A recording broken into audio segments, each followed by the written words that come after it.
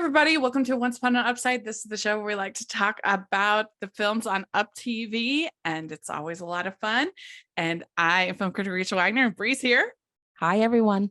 How are you doing?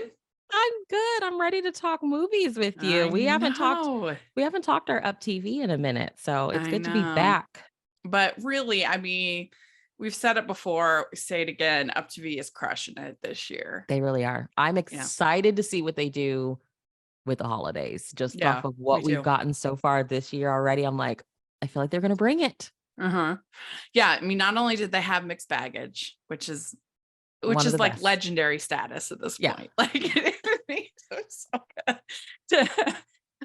to just so many other good ones. And we've had so many where we were like, this one's really good. Should we cover it? And it's just been a time thing, not a quality time thing. Consideration. So today we're talking about two of the recent UPTV movies. And so we'll probably go a little bit quickly, but we definitely wanted to cover both of them. And if you had a good summer, you're doing well. Girl, yes, other than the fact that it's been really hot here, like triple digits, just day after day. But, I sat down and I was like, I was watching The Secret Sauce. And I was like, oh man, I just really am so happy they're back to like their normal scheduling. Like it's just, it brings the coziness, having these fun summer feel good movies. So how was yours? You're so busy. So busy, but having so much fun. It's gotten to the point where I am covering either a live theater or a movie screening almost every day. Wow. I have something. Evenings have just gotten busy, but I enjoy being busy. I am a weird person like that. I really like having my days pretty booked. Yeah. And you get to dress all fancy and look like a princess and go out. So well, and there was Christmas Con, which was super fun. We're gonna have a lot of content coming up. We're still working on it. And we'll have that. And so that was super fun to get to go to Christmas Con. And so it's been a pretty good summer. And you got a job, which is super exciting. Yay. I know. I'll be a teacher. I'm so excited. A little nervous, but very excited. Be nice, kids in Texas. So I'm trying to really enjoy the summer. So I'm glad that we're doing this. I was like, I need an assignment. Well, the first movie we're going to talk about is called The Wedding Wish. And we had Cabby Borders, who played Jenny. We had her on the podcast and she was delightful. And this was a really different one. And I wasn't sure. It's one that I could easily see people really not liking because it definitely leans into the humor. But I was happy when I heard that you enjoyed it. Yeah.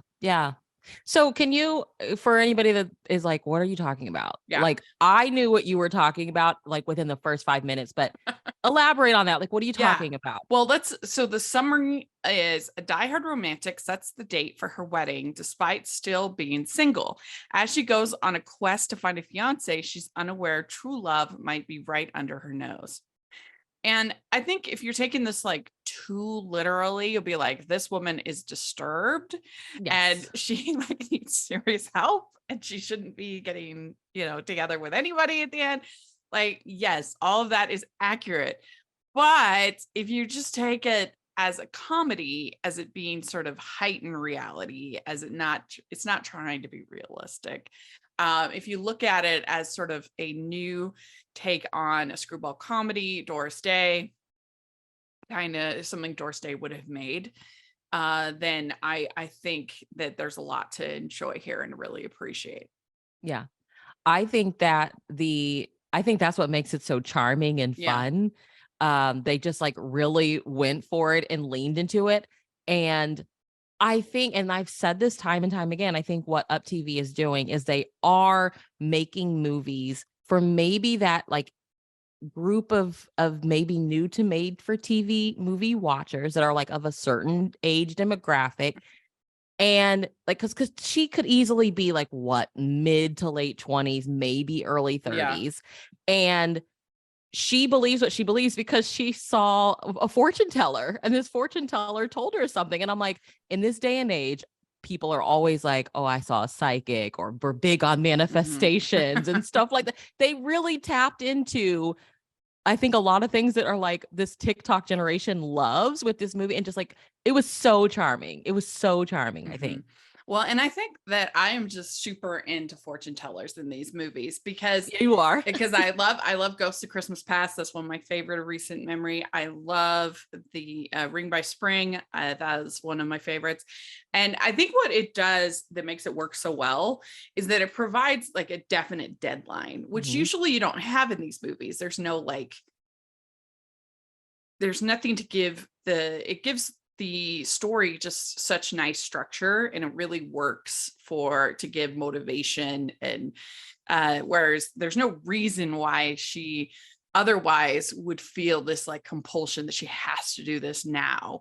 And so, but she's had this, and other parts of it have come true. Other things, like in Ring by Spring, the fact that the other predictions of the fortune teller, her friend got pregnant, her other friend's business is booming, all these things have come true. And so all of a sudden it's like, oh my gosh, I only have until my next birthday. I gotta. And so I think that's why it works really well just as a storytelling device.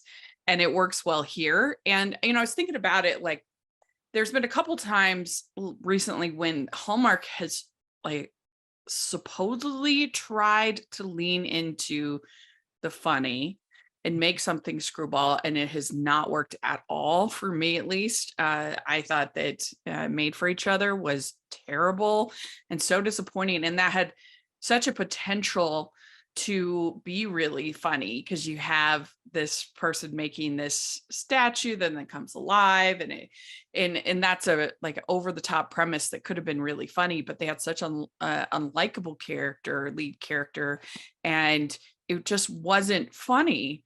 And then with this Love's Greek to Me that they recently had with this incredibly annoying mother, who if you're gonna have a character be that annoying, it has to be funny, really funny, and it was not funny. It was like, I'm gonna spend 2 hours watching somebody be really, or 80 minutes. I'm watching somebody be really, really annoying, and almost no laughs. And so this is a very tricky thing to pull off. And that's why I was like, I don't want to agree to do the recap until you or Natasha have seen the movie, because it's one of those ones you'll either go with or you won't. Yeah. That makes, but you know what? Within the first couple of minutes, I was like, I'm going to go with it. And when I talked to Cabby, I asked her, I said, did you really look at this as a screwball comedy? Were you like trying to get laughs? Did you see it as an actual like comedy? She said, absolutely. That's what we were looking for. And I think that makes a big difference. Yeah. Ho, ho, ho. We'd like to take a second and thank our sponsor for this episode of the podcast. It's the Hallmarkies Patreon. Do you love Hallmarkies podcast, especially at Christmas? Do you enjoy the holiday previews, recaps, interviews, and bonus episodes? If the answer is yes, please consider supporting the Hallmarkies Patreon. We need your help to do what we do both during the Christmas season and all year round. But not only do you help a podcast led by strong, independent women by becoming a Patreon, you get to become a part of the Hallmarkies family. Starting at only $2 a month as a patron, you will have access to our Facebook Patreon group where we talk about the movies, shows, and more all year. We also have many monthly patron watch-alongs with guests like Lacey Chabert, Natalie Hall, Paul Campbell, Mary Lou Henner, and more, giving their behind-the-scenes details of their films. As a patron, you also have the chance to provide input into the podcast and even join us at different tiers. So this Christmas season, spread some cheer to the Hallmarkies Patreon and become a member today. You won't regret it. Go to patreon.com/Hallmarkies to learn more. That's patreon.com/Hallmarkies. I think the sweet part about it is that she believes this wholeheartedly. And to you as the viewer, you're like, this is ridiculous. but you're rooting for her at the same time. You're like, well, I want to see if she actually, how is she going to pull this off? And I feel like you said, with the whole fortune teller aspect, and it kind of gives it like a time. I was like, it's essentially the fall festival that we have to come up with, but like, it's instead of a community project, it's a personal project for her. A little ridiculous, but every fall festival that we have to pull off in like a couple of days tends to be a little ridiculous too. Well, and they also really made it all work as far as them pretending to be this fake relationship, and they kind of sort of enemies to lovers a little bit. They didn't like working with each other, forced proximity, all these sort of tropes that they worked in. It was interesting because I was talking to a friend about, because everybody said, oh, Elemental is Pixar's first rom-com, and I'm like, it's not a rom-com. Like, it's a romance, of course, but it doesn't have any of the tropes of like a rom-com. It doesn't have like it doesn't really have a meet cute. It doesn't have, I mean, I guess it's enemies to lovers because one is water, one is fire, but it's more almost like Romeo and Juliet kind of. Oh no. Like, in that sense of like, they're not supposed to be together, but they're together. Like, so I would say it's more a drama, and I think so often things are categorized as rom-com when they're not really a rom-com. And you look at something like this, and it really uses the tropes of the genre like very well. Yeah. So we had Cabby as Jenny. I loved her. I want to see her more. I thought she was winning and lovely, and they styled her really well the movie. I thought, I mean, that's like a little detail, but I thought her clothes were beautiful. She just looked great. And that, that's was good. It just shows like a carefully well-made movie. Yeah. Every outfit that she had on, I was like, oh, it looks so good on her. Yeah. And then Alex Trumbull playing Tyler, and he was charming. Really enjoyed him. And then Reed Guevara playing Blake, and he is appropriately swoon-worthy. Yeah. Good other guy, I think. Yeah. And then they had Adam D. Crane playing Aiden, her BFF. Loved Aiden. So fun. I enjoyed him very much. Supposedly she's like an illustrator for children's books. Yeah. That was cute. I liked it. It was cute. My sister is a children's book writer and does graphic novels and other things. I'm sure she would take issue with a lot of the process going on here, but it worked for the story. I liked her boss. I thought she was funny. I know, like the first time you meet her, you're like, oh gosh, the boss. But then instantly she just becomes part of the funny plot. And I was like, oh, I love the boss. Love her. Yeah. They had like a good meet cute with him kind of dissing her illustrations, be like, oh, she's not that talented. Yeah. Or like a meat disaster, more like he totally puts his foot in his mouth. Like she's sitting at the secretary desk, and he comes in, obviously assuming she's like the secretary, and he's like, oh, I have a meeting with this person. Her drawings aren't that good. And then here comes the boss, like, oh, I see you've met such a like, she's like, he's like, oh man, this was her. I'm like, I love this. I love we've already met, but we're supposed to be meeting later kind of deal. Well, and the fact that he gets roped into pretending to be her fiance is totally insane. Like, everything about it is crazy, but it's done with such earnestness and that it was just charming and funny, and I enjoyed it. And I loved when he's like, betrothed couples don't socially distance. That was like, oh my gosh. Yes, thank you. That was really good. And she's pretty judgy. She's tough. She's going through all these guys on the Tinder app or whatever, Tinder-like app. And her friend Aiden is like, I love Aiden. You need to swipe right a few more times. Oh my gosh. And then like the venue calls, and the lady's like, Aiden is sweet. Aiden's like, I just don't want to see you get disappointed. Like he really Yeah. tries to ground her, but I think he also knows like she's gonna do whatever she wants, kind of thing. Yeah. And so he's like, your imaginary wedding will be so well illuminated. Like I mean, the fact that neither the boss nor the best friend are saying like you need counseling is like it is ridiculous. But again, the way that it's handled, the way that the script is, the moxie of it all, it just works. it works really well. It really does. Yeah. And then the whole scene with so they have the speed dating scene, which was really funny. Yeah. And then they have the whole scene where they're with the alpacas, which I loved. That was really good.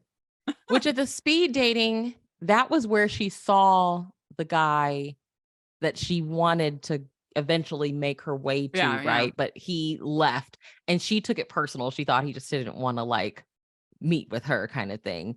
But yeah, then we fast forward and like he takes her to the alpacas. She needs like some creative juice, right? Yeah.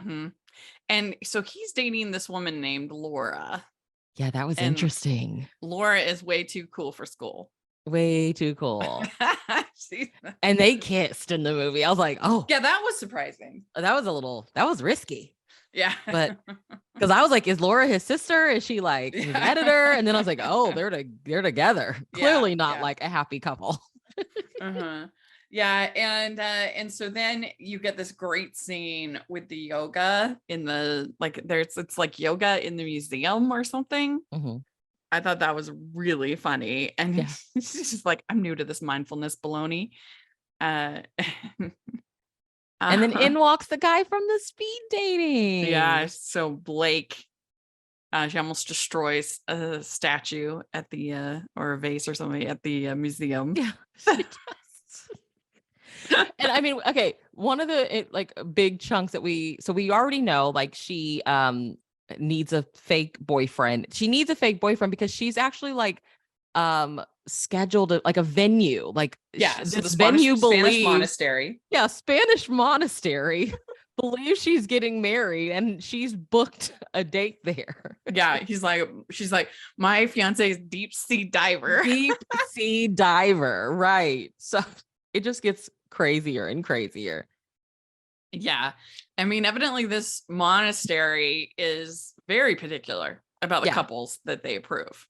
I mean, because old girl's like, I need to meet your husband. Oh, he's like at the bottom of the ocean. I loved the scene where she's hiding all of the wedding stuff from Blake. And she's like, it's raccoons. But I thought it was like really so funny. Sweet too. With this, I was like, because her grandparents, right, had this really happy marriage, and she believed in that. So, and then she starts going out with Blake more, and this is making Tyler really jealous, which is fun. Yeah. And but then he says something naughty. He says something mean about Tyler's writing, and I was like, oh yep, he's done, we're done here. Well, and so but she would be more interested in Tyler, but she thinks that he's with Laura. And so but he keeps getting more and more jealous, and then you get this scene where basically she kind of tells Blake like, our wedding is coming up. He's like and he dumps her. He asked her to go to Paris with him. So yeah, like it was, I Blake wasn't a bad guy. He was just like, we haven't been together that long. No, he has like the reaction that anybody would have, of course. Like it's insane. Yeah. What she's doing is crazy. And so and her comic timing was just so on point. Like, and I think about Made for Each Other, like where I was so frustrated with that performance and the writing of the character, where she was just so unlikable to me. In this one, you have a character that's endearing, and I could just tell that she was aware of the comedic performance that she was giving. Yeah. And she wasn't even like It was her comedy was so subtle. Like, she wasn't doing anything Yeah. overtly in your face crazy. It was almost like she knows I'm doing something that you are going to laugh Yeah. at, you You, know? this movie in a lot of ways is kind of similar to Santa's Got Style, where like both Mhm. of them have this ridiculous premise, but it's so well cast, so funny, and that they are impossible to dislike. Yeah. Yeah. Yeah. So we need to lean into the ridiculousness is what you're Yeah. saying. Even I our friends over at Deck the Hallmark, Grumpy Dan, I thought he was going to eviscerate this movie, but it was pretty nice about it. I was Oh, like, see? But she wow. does say, she says one of like, she has a quote in this movie that I loved. It's like, she said, it's important to do things wholeheartedly. Otherwise, what's the point? And I was like, Yeah. yes, I love that. I love that. It makes you like the character because she's not doing this wedding because she wants like the attention on her, like a lot of bride movies. She's not doing it um because she really cares that much about the wedding. She does have a lot of things that she sort of loves and dreams about being beautiful, but she really does believe in, in love and in, Mhm. like you said, with her grandparents and providing this example. And so anyway, she's just a very, very likable character Yeah. Yeah. that you want to see happy. Do you think that this, because I know you have a lot of thoughts about the wedding movies, which we all do. Yes. Do you think that this one, part of what makes this one work is that the focus is on a wedding, but then it's not at the same time? Hmm. Like, Yeah. what works for you? Because, first, like, give us a quick Cliff Notes rundown of your issue with the made for TV wedding movies and why this one worked. I think this one worked because the wedding was the goal, Yeah. but we weren't like in full on bride Yeah. mode. The She didn't have a problem, groom, so it kind of took mhm. that out of it. The problem with a lot of wedding movies, first of all, the couple is together. And Mhm. so you don't have like, in this case where they managed to make a wedding movie where the couple isn't together, which is very hard There's to no do. couple. Yeah. Um, most people aren't planning their weddings without a spouse, Right. without a Right. fiance.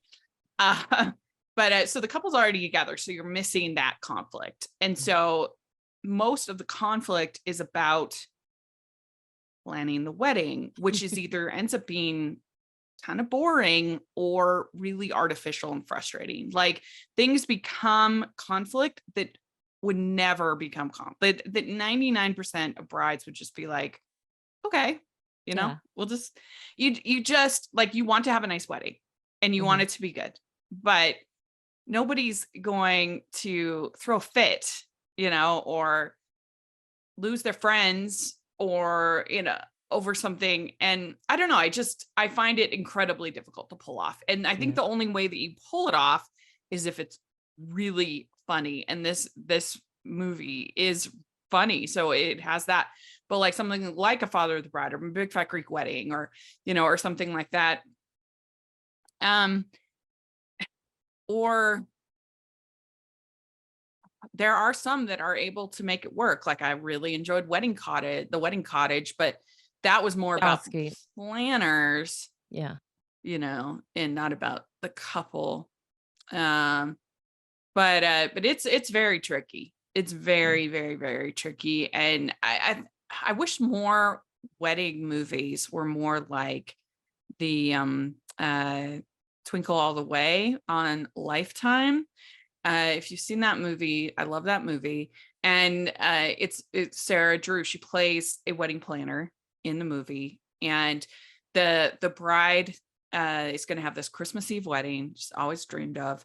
Things that get snowed out, and they can't get to the venue. They end up in this school, and basically they throw together this wedding for them in the school, where uh, everything is just lovely and beautiful and simple. And the bride is just totally game and appreciative and lovely. And the big reveal in the movie is that so Ryan McPartlin's character, he paints her paints the bride her dream view.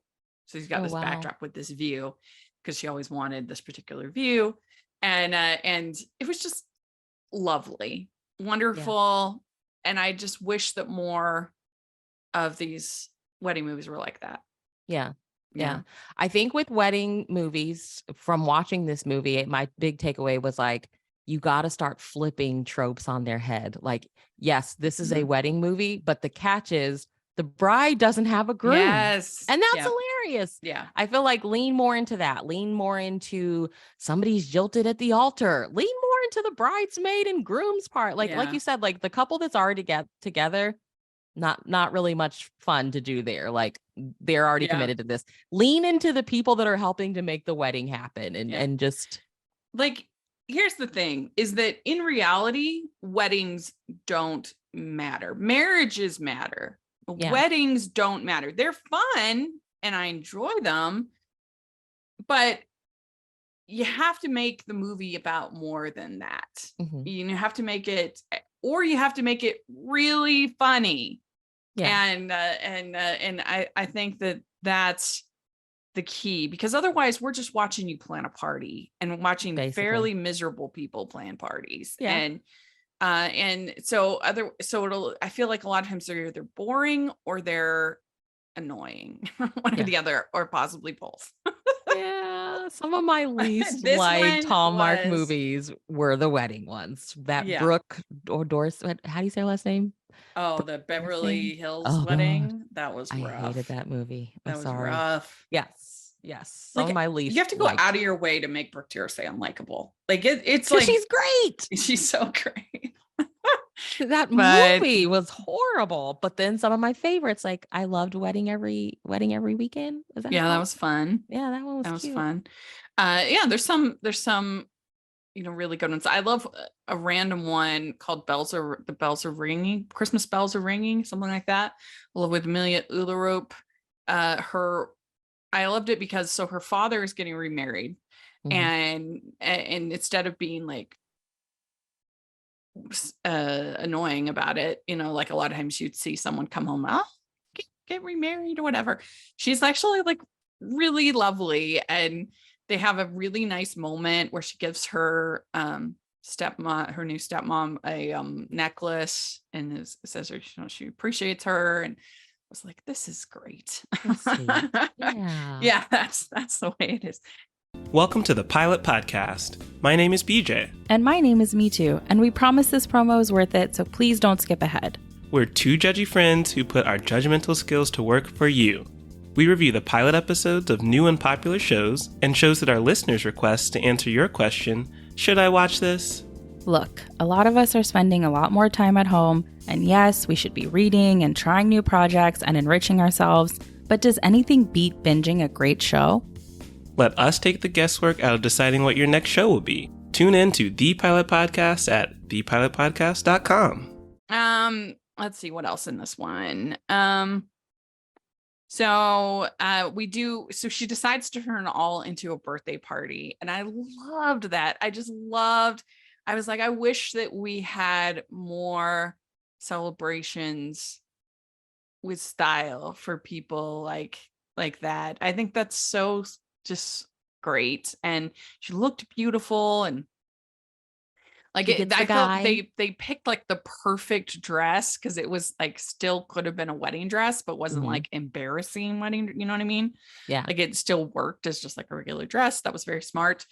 And it turned it into like a heartwarming thing of like all of these people that really love Jenny, and celebrate yourself. Yeah. And it says, so then he gives her his new book, and because they'd had some conflict about that back and forth. This is for the woman who believed in me when I didn't believe in myself. It was very cute. Yeah. And this was very cheesy, but whatever.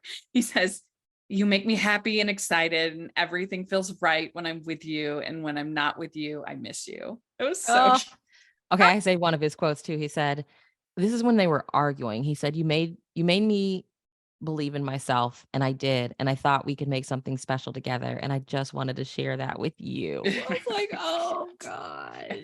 Yeah. But yeah, so when she did the coffee, remember the coffee date earlier in the movie, and she was with that kind of older guy, and it was like really stiff. I loved how at the end of the movie he's with her boss lady gets a guy. Oh yeah, Nico ends up with the boss. Yeah, that was good. And it can be really cheesy in these movies when you have like the list, you know, when the person's like, I love the way that you, I mean, when Harry met Sally, I love the way you always have to have salad dressing on the side, everything on the side, you know, things like that. But I'm a sucker for it. I enjoy that.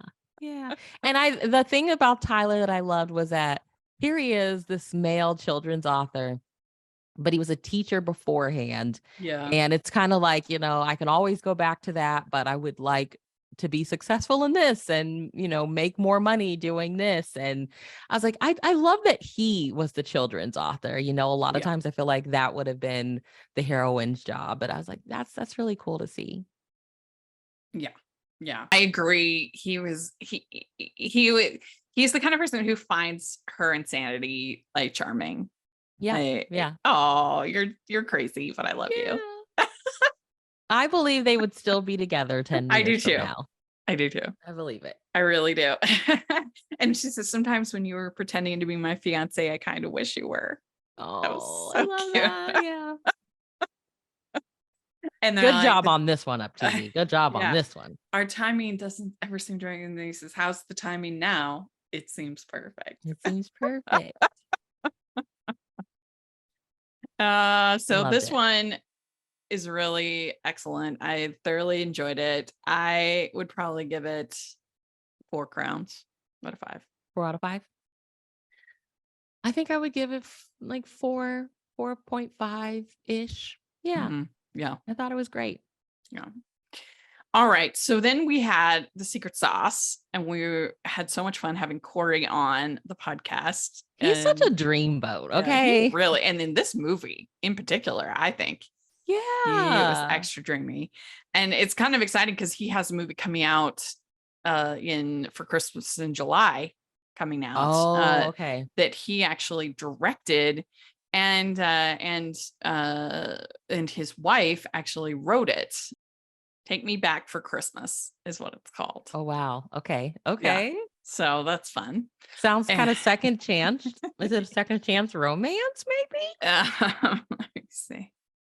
I should know. Let's see here. Oh, no, it's a Renee makes a Christmas wish for a different life. She wakes up in New York City high-rise as CEO of one of the most successful meal kit delivery companies in the world. Everything is seemingly perfect except for one thing. She's no longer married to her beloved husband. Is her new life too full to include her husband, or is she destined to win him back? Ooh, cute. You remember that fall harvest, like quote unquote fall harvest one from like 2 years ago? It had kind of the similar plot. The girl was married. Oh my God, I'm blanking on what it was called. I think she time traveled or something. And it was like, if she made this choice, she wouldn't be with her husband kind of thing. I'm excited. I mean, they've done those before. I love Kiss Before Christmas with James Denton, where he, wishes that he had a successful life. And that one is great. Underrated, I think. Not appreciated enough. I can't think of the fall. Fall harvest one, but because it was more of like a summer movie, but it was in the fall harvest lineup. And she was like a lawyer. Their marriage was kind of in trouble. And I think she time traveled back to save something with the town, and it was real close, and they might have not ended up together. I was like, oh man, I'm so stressed, but I'm excited for this. I'm excited I want Corey in more stuff. Yeah. I feel like he's coming out of his shell. He's kind of always been like shy and dark and broody. His New Year's movie was rough.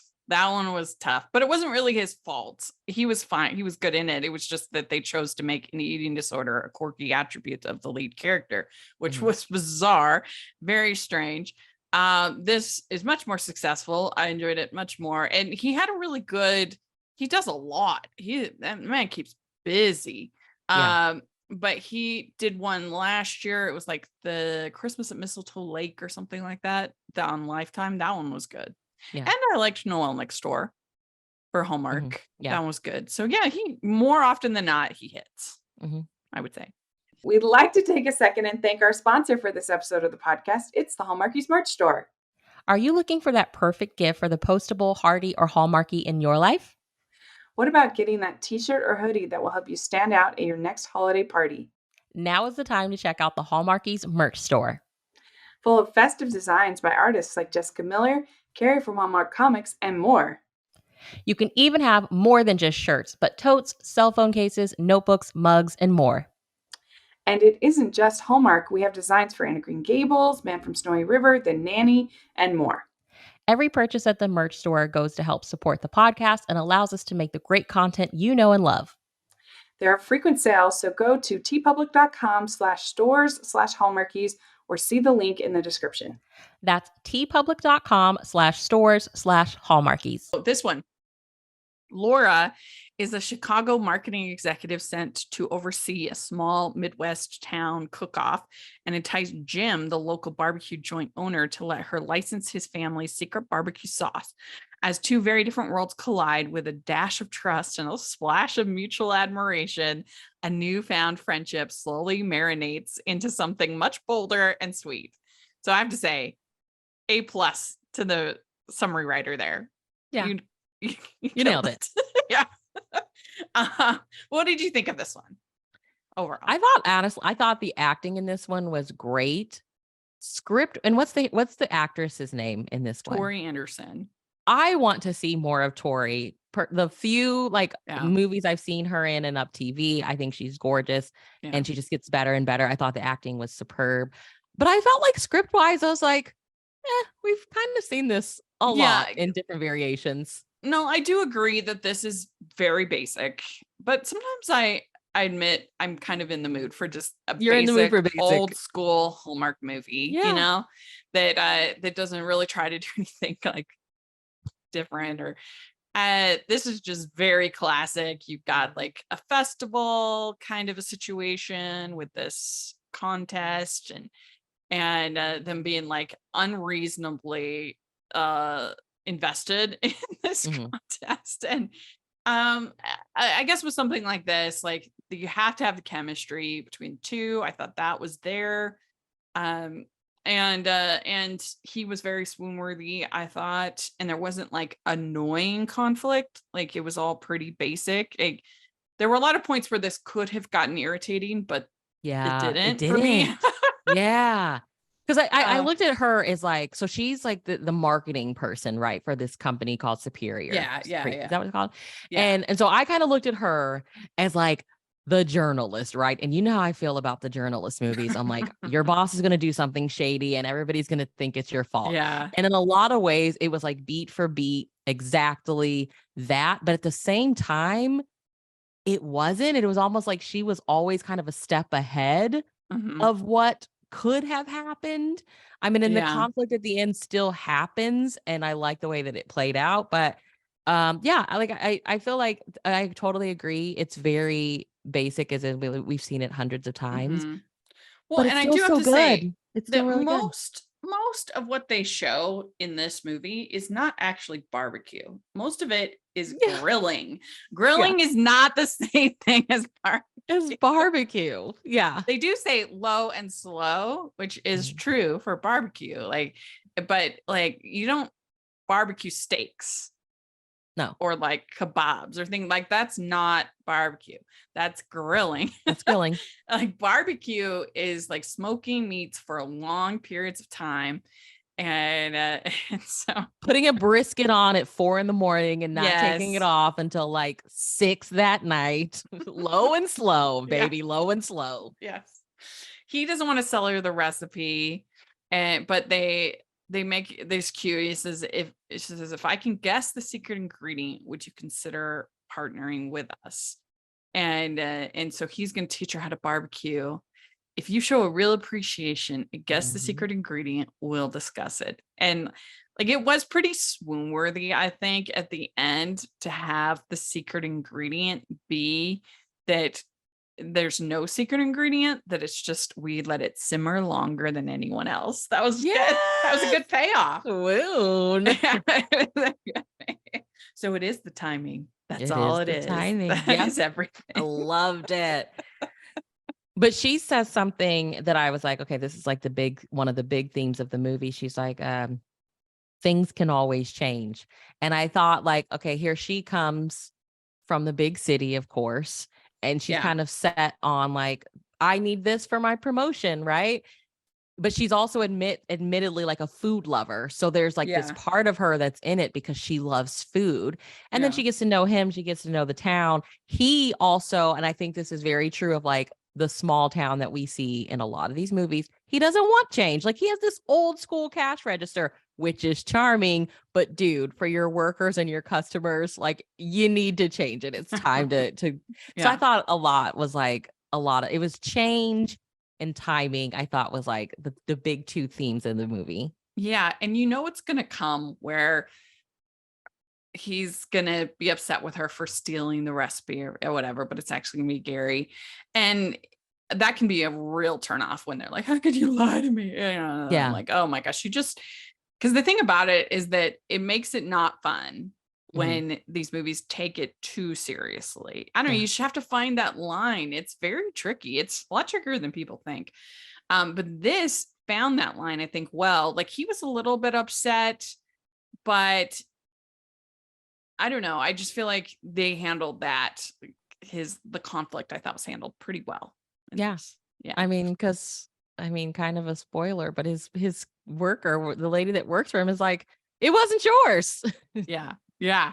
And so he's upset with her because he thinks that she stole his sauce, but it really was her recipe that she gave, not his recipe. Yeah. And he's like, oh, it was always about the sauce, wasn't it? It was more than that for me. Yeah. That was good. Because Gary on the phone's like, it was always about the sauce, and hangs up. I was like, oh, you're a douche. Yeah. Your personal feelings are irrelevant. Yeah. Oh, but she got him back so good at the end of the movie. I was so proud of her. Yeah. And so then he's like, what happened to the honor system? I trusted you. And then I loved her response. And maybe this is why, like, that whole lie reveal didn't bother me, is she says, what is wrong with you? The honor system takes two. If you are happy being stuck in your ways, there's nothing I can do. Yeah. It was good. It was good. Like, she called him out on his BS, which they never do. And you just say, like, I did nothing wrong here. Yeah. And you're not giving me the opportunity to tell you. Yeah. It was good. That made it work. And would you listen to yourself? You're more stuck than I thought. And it's good. And she sent them her own sauce recipe. If you were convinced, and this is the oh, that was so lady, good. This if you were convinced yeah. everyone good will leave you, you'll make sure it happens. You'll make sure it happens. You. That was a great line. That line was great. Yeah. And so then I loved, so at the barbecue competition, he's like super mopey and sad, which is always really, really attractive. Yeah. You screwed up, buddy. You screwed up. Yeah. And then the lady's like, I miss her too. And then he's looking out, and then he sees her across the way, and he's like, oh, she's back. The heels have been replaced with sneaks. Speak of the devil. Yeah. But my thing with the barbecue thing was like, they made it seem like the whole town's going to be at this competition, right? Yeah. And I'm like, doesn't really look. Yeah, that's full. True. But I think this was filmed in 2021, so that's still a COVID thing. Still a COVID thing. Okay, yeah. For sure. And so at the and he's like, oh, you don't have your cell phone, don't you want to take a picture? And he's like, I'd rather live it than record it. Oh, That's a good line. change, man. Change. I mean, that's the thing with this script is, yes, it's all pretty basic, but it is very well done. It's Yeah. tricky. A lot of stuff here could go wrong.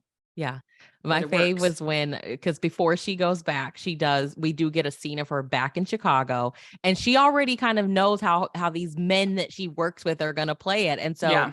she lets them, they're like, yeah, we got this, because it becomes about, we don't even want to work with him. We just want his sauce, get the recipe, bring like some real shady stuff. And then she sends them her sauce, and they're like, oh, well, it's yours. Well, we own everything that you create. And she's like, I already talked to my lawyer. No, you don't, kind of thing. And they're like, oh, snap. Like, they didn't expect her. She was good. To have, she was always a few steps ahead. And I Yeah. really liked that. She was smart. And you could tell she had been in this business long enough to know Gary's going to react this way. Like, I loved that. So Yeah, it was good. This was really, great. really good. And then she says that she resigned from Superior. Got a nice payout. That was really good. So then I'm kind of looking for a job, hint, hint, hint. And then so then he apologizes, and he's like, I get stuck sometimes, which was cute. Yeah. He was really cute in this movie. Was. He really He was so good. I'm really glad you came back for the contest. Then I thought the restaurant could use some capital and a business consultant. I should say I will take it into consideration, but I'm not going to say it this time. This time I'm just saying yes. Oh, they were good together. They were good together. And this is when she's like, you have to tell me what's in the dang sauce. And the secret is there is no secret ingredient. We just let it simmer longer than anyone else. So it's the basic Kansas City barbecue. So it's the timing. That's all it is. That is everything. Yeah. So cute. So cute. Well done. Way to go, UpTV. Yeah. Yeah. I'm going to see who, real quick, who wrote this one. Let's see if I can find it. Secret sauce. Do we have anything coming up from them? Let's see. It's Tatiana Krokar is the name of the writer here. Yes. She only has 3 credits. Let's see. This is her first movie. She crushed it. She has 2 shorts and this is it. So Tatiana, if you're listening to this, we want to talk to you. This was great. Yeah, she did a great job. So then we get dancing at I thought the whole dance and kisses at the end was so well done. Very, very sweet. And I love, so they have their kiss, and then she just leans over and puts her head on his shoulder, and they have like a hug. That was like more romantic than the kiss. That. Yes. So good. Yeah. It was great. Again, take the stuff that we already know and love and just add your own swoon worthiness to it. And that it's special enough. Icing on the cake. Yeah. Like, I think I like The Wedding Wish is better because it's more special. It's harder to pull off what they accomplished making a screwball comedy. It's challenging, a little bit more challenging. Yeah. So maybe I should give that one like a more 4.5 and then give this one a 4. But I think they were both really strong. I would say, honestly, that I think the Secret Sauce, if it was on Hallmark, would be in my top 3. Yeah. Yeah. Of the year. Like of the year. Like, I mean, I honestly think that UpTV's had a much better year than Hallmark. I mean, they've had their duds, but like Hallmark has had very few wins for me this year. I really liked the chocolate movie. I loved The Wedding Cottage. I enjoyed the Paris Diamond one. Yeah. There you go. There's been very little I've been excited to watch. It's been rough from over there. And I think that, again, UpTV, I think they're trying to reach new people, and I can respect that. Whereas I feel like Hallmark is still kind of playing it safe and trying to like hold on to the audience that they've always had. And I feel like creatively, they're not doing a whole lot new. They're not taking any risks, it feels like. Yeah. Well, Wedding Wish could have totally bombed. Yeah. but it didn't. It was Well, fun. it's like I think they would feel like they're taking a lot of risks, with like casting or other things, and that's great. But like it comes down to the scripts and the storytelling. Like something like The Wedding Contract, I appreciated the risks as far as really telling a Jewish story, but the script was so dry. It was just them planning things for the whole time. Like the conflict, the scripts, the story, like you have to think beyond the representation. You have to think, what is it that we're like, that's great. I love that. But what is the story that we're telling? And even if it's something like Secret Sauce, which is something we've seen a lot, like the quality of the banter, the quality of the interactions, the acting, all that stuff like has to come into play.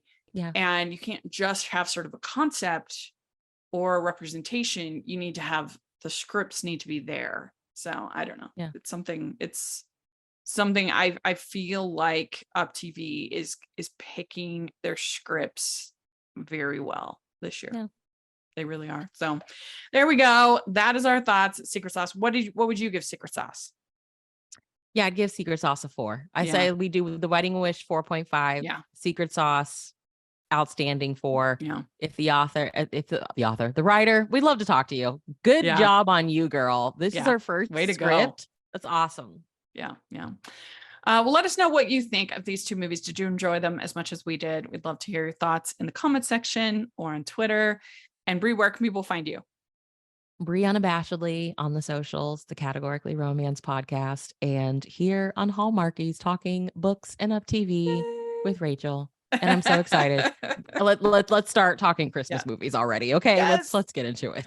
Woohoo! So let us know what you think. You can find me at Rachel's Reviews, all of our social media, iTunes, YouTube, and on Rotten Tomatoes. So check that out. Also, make sure that you are following the podcast at Hallmarkies Pod and Hallmarkies Podcast, all of our social media. And if you are listening on iTunes, please leave your ratings and reviews. Really appreciate that. And if you are watching YouTube, please give the video a thumbs up, subscribe to the channel. We appreciate that so much. We also have the Patreon group, which is so much fun and a way to get to interact with talent in our watch alongs and other activities and other things, weekly exclusive reviews. Please take a look at the Patreon. It really helps a lot. And check out the merch store. We have lots of fun designs. So take a look at that. And thanks so much, everybody. We'll talk to you later. Bye. Bye.